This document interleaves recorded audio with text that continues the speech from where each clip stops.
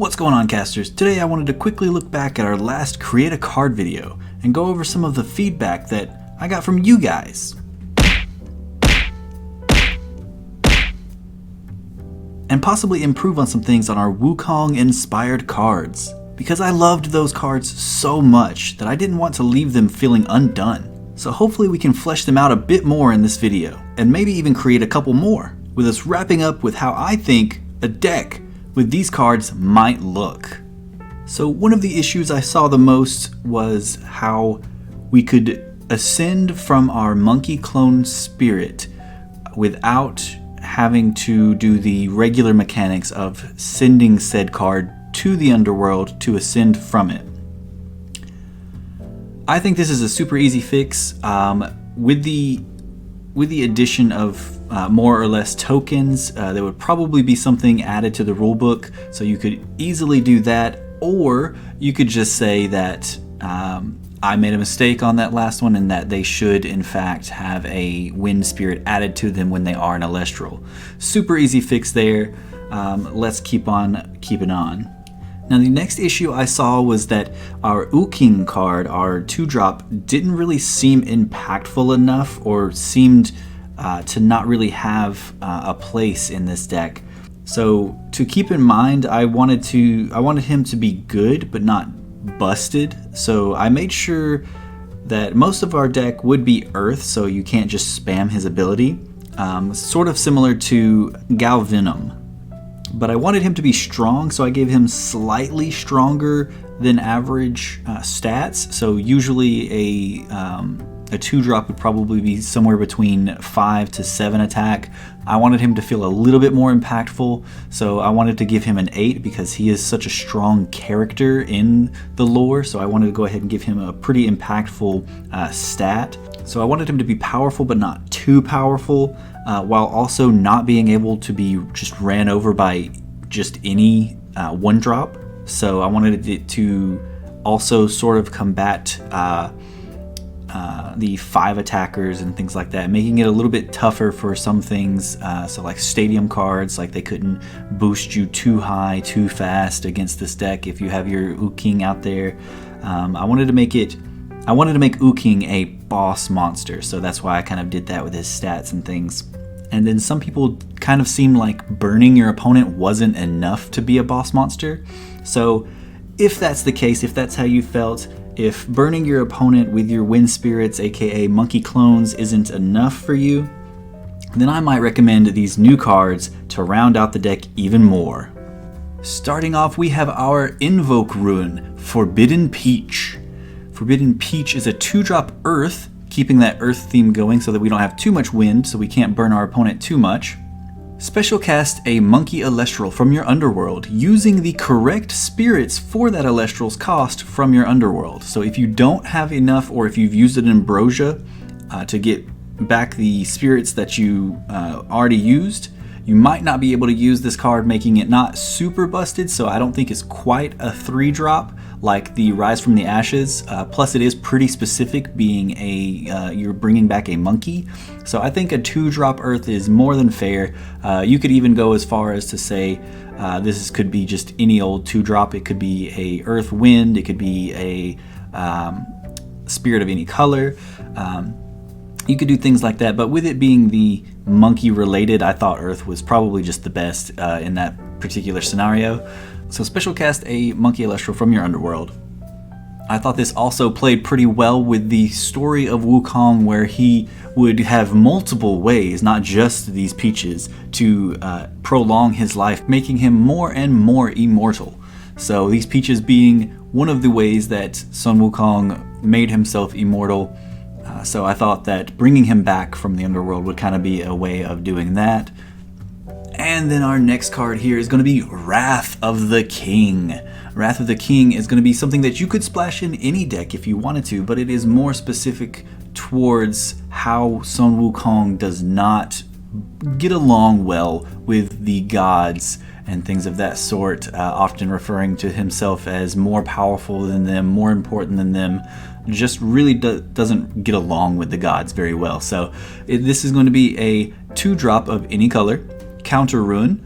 Suspend and destroy all divine runes on the field. So that's both your and your opponent's field. So if you happen to be using divine runes as well, Sun Wukong does not play nice with the gods.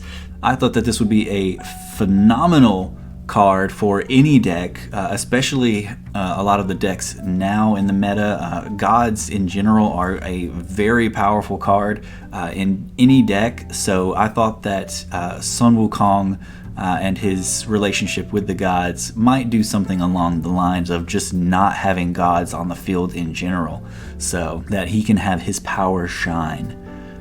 And with all that being said, I personally think that this might just be how we might see at least a first draft of what a Wukong deck, or UU in my opinion, Usan and Uking and UU deck. This is how I kind of think that it might play out. It could definitely vary and be pretty different, but I think that this is just a decent first draft of what it could look like, or what it might look like if it were to come out in the game today.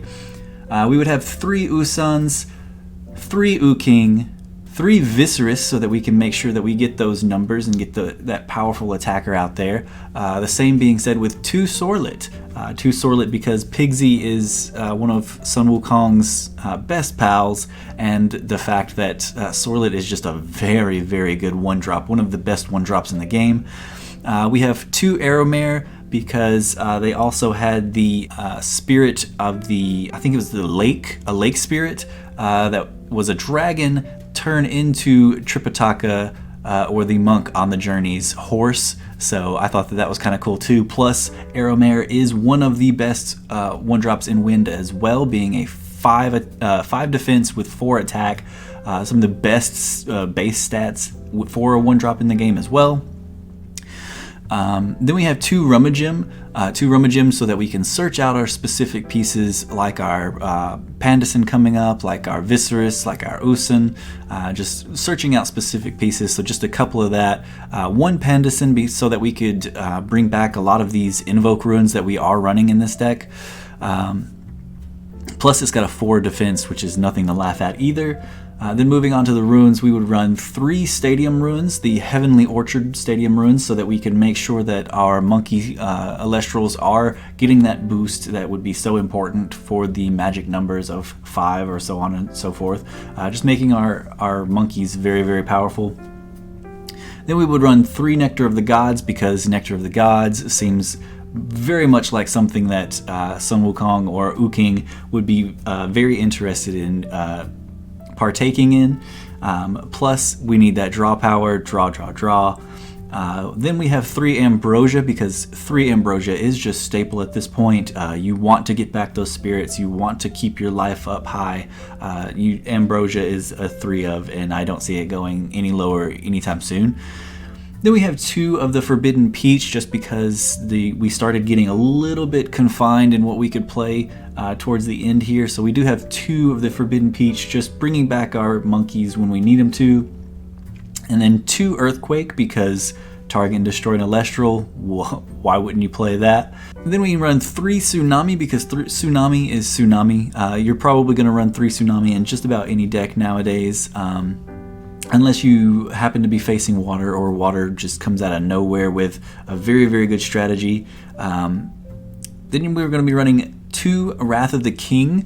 2 Wrath of the King because it is fairly expensive, and we probably wouldn't see too many gods on the field. It's very, very unlikely that you would see all 3 of your opponent's gods be played in the same game. It's likely, but not super likely. Like, the statistics aren't really there, so that's why we would only run 2 of Wrath of the King for now. If those cards did come out and we wanted to run more, or we felt like it was necessary to run more, then we could of course take out something else. Then we run 3 Gorgon's Gaze, because Gorgon's Gaze is arguably the best counter rune in the game at the moment. Shutting off our opponent's Elestrals, very, very good. Then 3 Shield of Achilles as well. Shield of Achilles is a very good card that does not target, that can technically remove Elestrals from the board, even though it sends them back to the hand. It's a very, very good card. And then we would have, I put 4 different spirits here because having the monkey clones be able to be spammed so much, I do think that it would be best to put a limit on the spirits that could be Elestrals. So something like monkey clone, I do think that there should probably be a limit to them. Maybe like 5 copies of this card or something like that, maybe. Then the rest be Lycoris, so that Lycoris doesn't get outshone and Lycoris can continue to be a part of the game. Then we have our Leviathan. We would probably just run 3 copies simply for the Tsunami, and then the rest of the cards would be Tyrantlus. So I think that's kind of the first draft of what this deck would probably look like. I think this would be a phenomenal deck and phenomenal cards to come out in the game. I know that this would be the deck that I played constantly if these cards were to come out. I'm a Thunder player through and through, but I would definitely be having this as my main Earth deck 100%. But with that being said, let me know if there's anything that you guys thought that needed a little bit more work or needed to be discussed on a little bit more. If these new cards that I've added are way too powerful, or if maybe I'm onto something here. Let me know how you would build the deck if you were to build this deck as well. And let me know if you guys liked this kind of revamp video, revisiting some of our created cards. Maybe we can do this for some of the other cards that we've made.